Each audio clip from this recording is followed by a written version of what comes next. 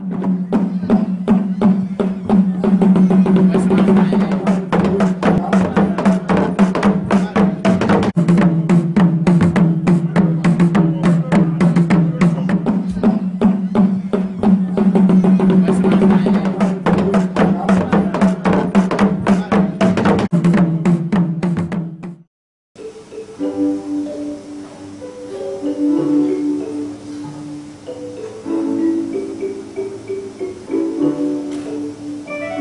projection du dessin animé Dia Houphouët-Boigny, réalisé par Africa Toon, et l'inauguration de la librairie de la Fondation ont marqué le 19 octobre 2017 à la Fondation Félix Houphouët-Boigny pour la recherche de la paix à Yamoussoukro, le clou des journées commémoratives de l'anniversaire de Félix Houphouët-Boigny, premier président de la Côte d'Ivoire.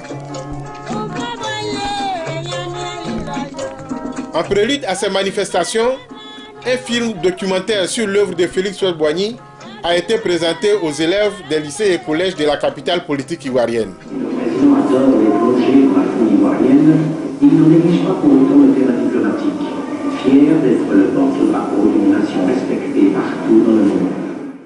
Une jeunesse pour qui Félix Houphouët-Boigny a consacré une bonne partie de son action politique. Professeur Jean-Noël Loukou, secrétaire général de la Fondation. C'est le président Houphouët-Boigny qui a été le premier député de la Côte d'Ivoire, qui a représenté la Côte d'Ivoire en France, au Palais Bourbon. C'est le président Félix Houphouët-Boigny qui a fait abolir le travail forcé. Sous la colonisation, vos grands-parents, vos ancêtres étaient traités comme des esclaves. C'est lui qui a aboli le travail forcé. C'est lui qui a créé le RDA, le PDCI, qui a mené l'indépendance de la Côte d'Ivoire. Et donc, pour les jeunes générations, pour les tout petits que vous êtes, la Fondation a commencé à produire un certain nombre d'éléments pour vous permettre de mieux connaître le président Houphouët-Boigny. Tout à l'heure, vous allez voir un extrait d'un dessin animé intitulé Dia Houphouët. Le prénom du président Houphouët-Boigny, c'est Dia, parce que c'est un génie chez les Baoulés, et ce serait ce génie qui aurait permis sa naissance. Nous avons fait un livre pour enfants sur le président Félix Houphouët-Boigny. Et l'année prochaine, ça fait 25 ans que le président Félix Houphouët-Boigny est mort. Nous allons le célébrer pendant toute l'année 2018.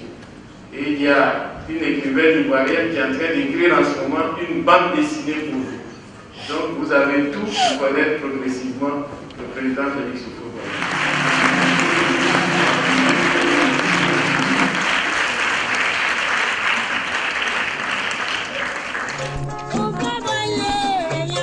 Eu égard à son fondement d'Institut de recherche de la paix, la Fondation Félix Houphouët-Boigny a désormais sa librairie. Son inauguration a été faite dans le cadre des journées en hommage à Félix Houphouët-Boigny par le ministre de la Culture et de la Francophonie, Maurice Bandaman, et la chargée d'affaires à l'ambassade des États-Unis, Mme Catherine Brucker.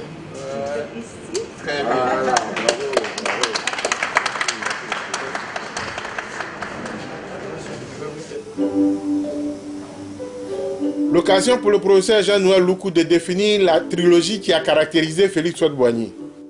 Le général de Gaulle avait déclaré avec humour: il y a 3 choses auxquelles il ne faut pas toucher en France. Le Collège de France, où vous savez, enseignent les meilleurs professeurs de France, l'Institut Pasteur et la Tour Eiffel. Le paraphrasant, je dirais qu'en Côte d'Ivoire, il y a 3 choses auxquelles il ne faut pas toucher. Félix Houphouët-Boigny, le cacao et la basilique Notre-Dame de la Paix.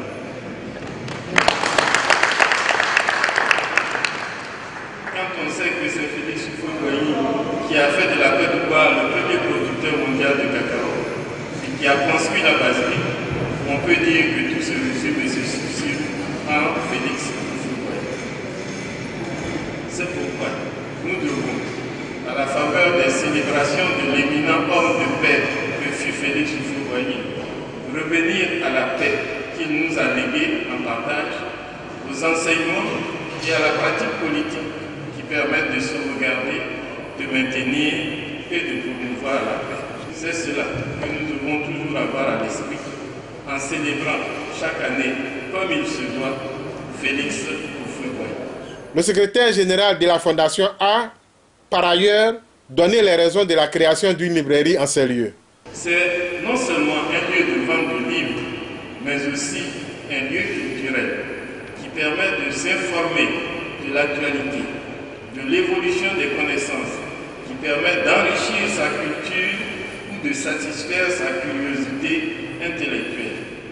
C'est une librairie qui ne vendra pas des livres et des fournitures scolaires, mais une librairie spécialisée qui proposera des essais, des ouvrages généraux, des ouvrages particuliers, des synthèses, des beaux livres sur la Côte d'Ivoire, l'Afrique et le monde. C'est enfin une librairie de proximité. Nous voulons amener les livres au plus près des lecteurs. Faire en sorte que la culture ne se limite pas à la seule capitale économique Abidjan et que l'intérieur du pays ne soit pas un désert intellectuel. J'espère que nous pourrons combler un vide et répondre aux attentes de nos clients.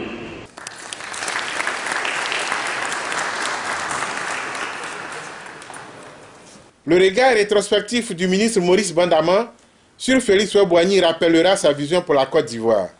Il aurait eu 112 ans aujourd'hui, mais la lumière ne s'éteignent pas.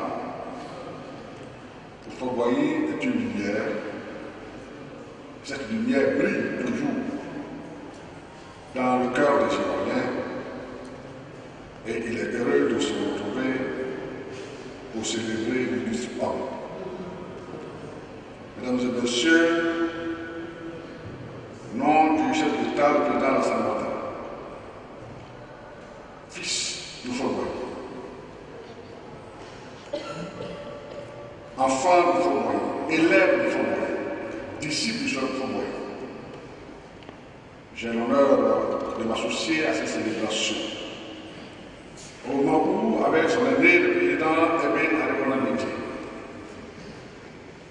il rassemble les enfants de Houphouët-Boigny pour à sa suite marcher dans la paix et consolider l'union des enfants afin de construire toujours plus grande une nation prospère, stable, la Côte d'Ivoire.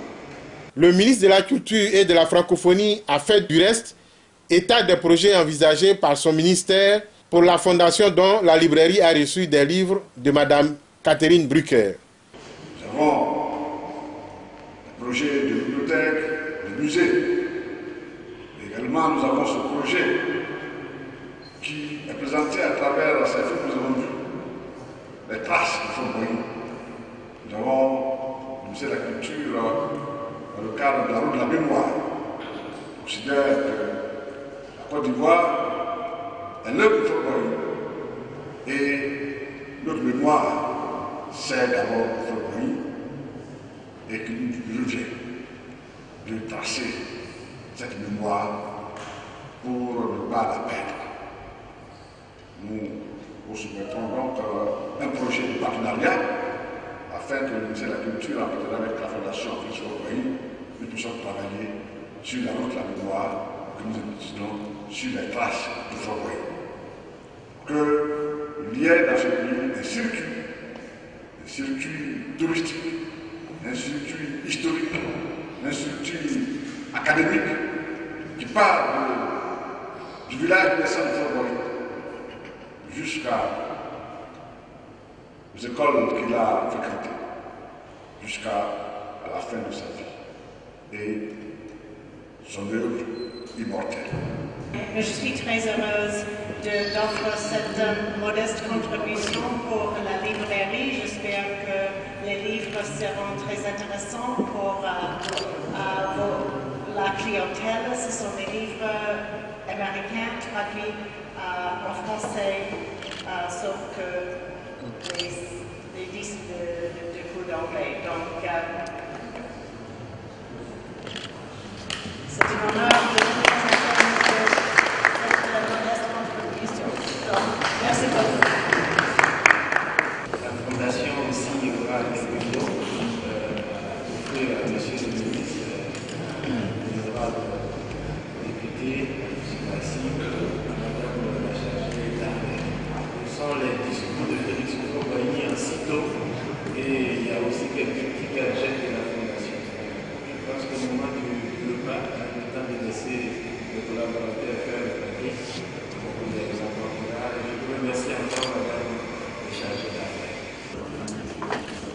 Là, on a utilisé des livres sur la Côte d'Ivoire. Ouais. Des ouvrages sur la Côte d'Ivoire. Ouais.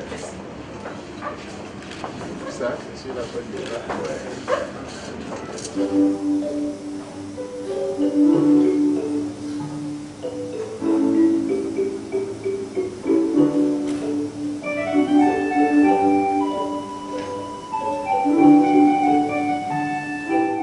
Après la visite de la librairie, le ministre Maurice Bandama et le professeur Jean-Noël Loukou ont fait cette déclaration. Nous venons apporter notre appui à cette fondation pour donner l'engagement du chef de l'État, pour apporter toute sa contribution à la promotion de la pensée de Houphouët-Boigny, de la philosophie de Houphouët-Boigny. Et cette librairie va être le lieu de la promotion des livres qui contiennent les pensées, les écrits, les discours de Houphouët-Boigny. Donc nous sommes heureux que cette institution existe et que cette librairie voit le jour aujourd'hui. J'invite tous les Ivoiriens à fréquenter cette librairie puisqu'ils trouveront ici des livres de qualité, surtout des livres qui retracent la vie et la pensée de Houphouët-Boigny. Nous devons faire en sorte que la mémoire et l'œuvre de Houphouët-Boigny ne disparaissent pas. Et c'est pour cela que le président Houphouët-Boigny a travaillé.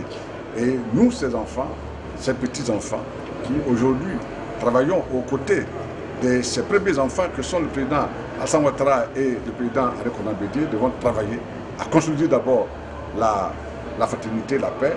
Et les documentaires que nous avons vus sont encore d'actualité et nous permettent de revoir et de revivre la pensée et l'œuvre de Houphouët-Boigny.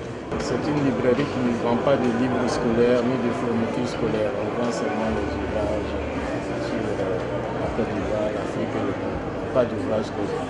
On laisse là aux librairies de la classe. Si vous cherchez un ouvrage spécialisé sur la Côte d'Ivoire, sur l'Afrique, sur la paix, venez à notre librairie.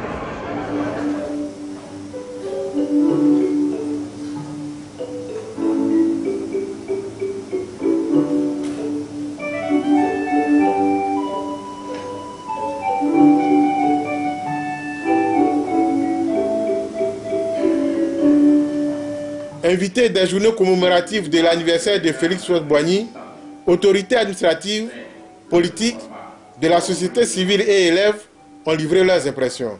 C'est un honneur pour moi de prendre part à cette cérémonie qui consacre la présentation, la célébration de la vie, de l'œuvre, de la mémoire de notre président Félix Houphouët-Boigny. Pour nous, c'est un monument historique.